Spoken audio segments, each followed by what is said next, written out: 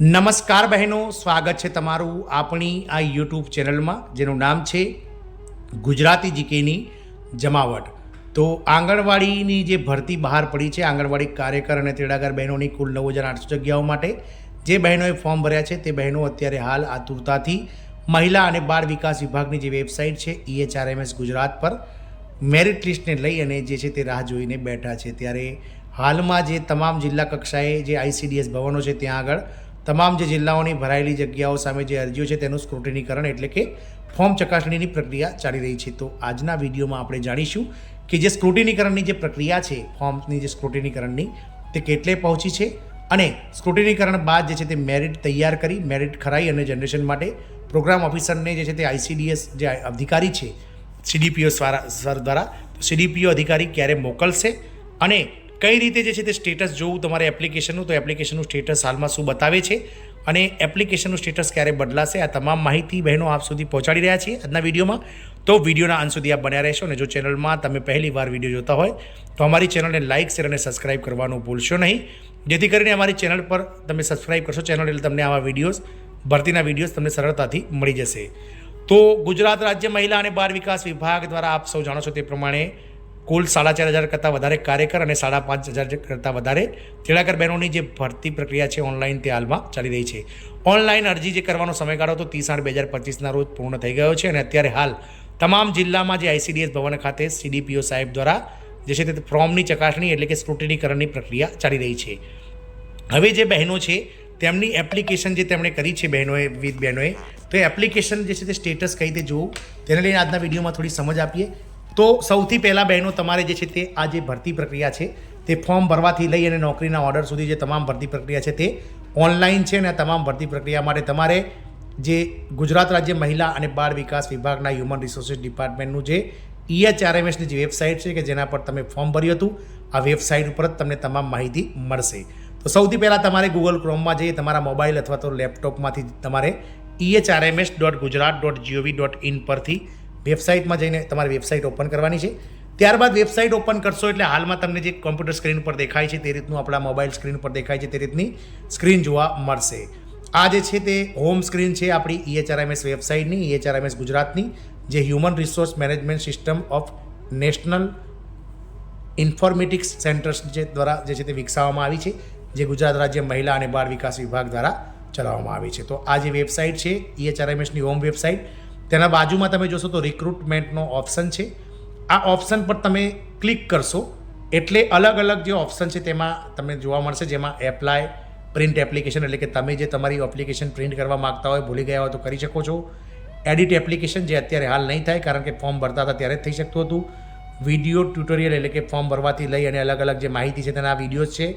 હવે તમારે જે એપ્લિકેશન તમે કરી હોય તેનું સ્ટેટસ જોવું હોય તો તમારે એપ્લિકેશન સ્ટેટસ જે બટન છે તેના પર ક્લિક કરવાનું છે. એપ્લિકેશન સ્ટેટસ ઉપર તમે ક્લિક કરશો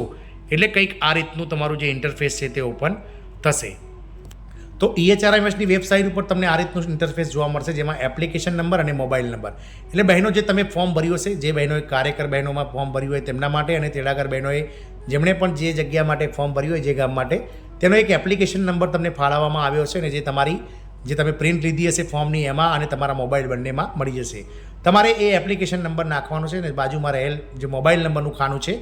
આમાં તમારો મોબાઈલ નંબર જે તમે રજિસ્ટર કરાવ્યો હોય EHRMSની વેબસાઇટ ઉપર તે નાખશો અને સેન્ડ OTP પર ક્લિક કરશો એટલે તમારા મોબાઈલ પર એક OTP આવી જશે. હવે તમારે શું કરવાનું છે, તો એપ્લિકેશન સ્ટેટસ જાણવા માટે તમારે આ જે OTP આવ્યો હોય તે OTP તમારે તમારા જે OTP મોબાઈલ પર તમારે OTP જે છે તે તમારે નાખી અને તમારી જે એપ્લિકેશન છે તેના પર ક્લિક કરશો એટલે હાલમાં જે છે તે આ રીતનું કંઈક ઇન્ટરફેસ જોવા મળે છે, જેમાં લખેલું આવે છે કે એપ્લિકેશન સ્ટેટસમાં તમારું નામ, તમારું જે એપ્લિકેશન નંબર છે અને એપ્લિકેશન સ્ટેટસમાં લખેલું આવે છે કે તમારી અરજી મળેલ છે.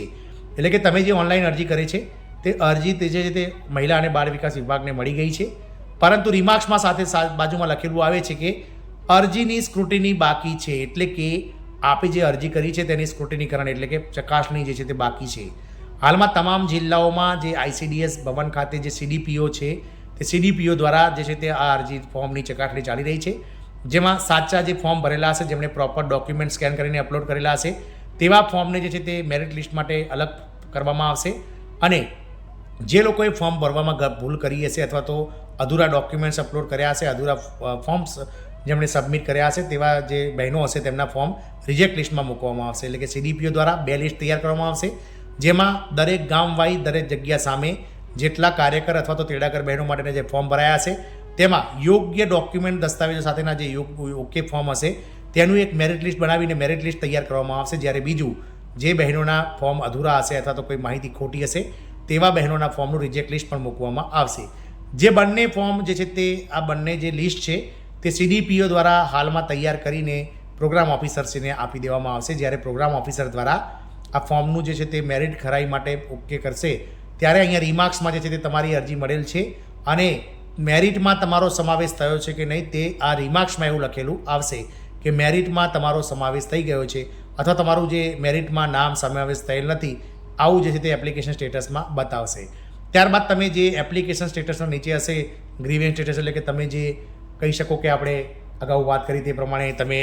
કોઈ તમને વાંધો હોય તો વાંધો કરી શકો છો અથવા તો મેરિટ લિસ્ટ અને રિજેક્ટ લિસ્ટમાં જઈ અને તમે મેરિટ લિસ્ટમાં તમારું નામ ચેક કરી શકો છો અને રિજેક્ટેડ એપ્લિકેશન લિસ્ટ રીઝન સાથે તમને ત્યાં જોવા મળશે. છેલ્લી જે લીક છે તેમાં તમે જોઈ શકો છો. તો એક મહત્ત્વનો અપડેટ છે કે ટૂંક જ સમયમાં એટલે કે નવરાત્રિના તહેવારો પૂર્ણ થતાં એટલે કે દશેરો છે 10/10/2025ના રોજ, તો એ પહેલાં જે છે તે મહિલા અને બાળ વિકાસ વિભાગ દ્વારા જે મેરિટ લિસ્ટ છે તે 30/9/2025 સુધીમાં તમામ જિલ્લાઓના ધીમે ધીમે આવવાનું ચાલુ થઈ જશે. અને આપણે અગાઉ વિડીયોમાં વાત કરી તે પ્રમાણે 30/10 સુધીમાં 30/11 સુધીમાં જે ડોક્યુમેન્ટ વેરિફિકેશન છે અને જે ગ્રીવેન્સ સ્ટેટસ કહી શકાય છે કે અપીલ કરવાનો અને અપીલ નિકાલનો સમયગાળો બધું પૂર્ણ કરી અને 1/12/2025થી નોકરીના ઓર્ડર મળી જશે. જય હિન્દ, અસ્તુ.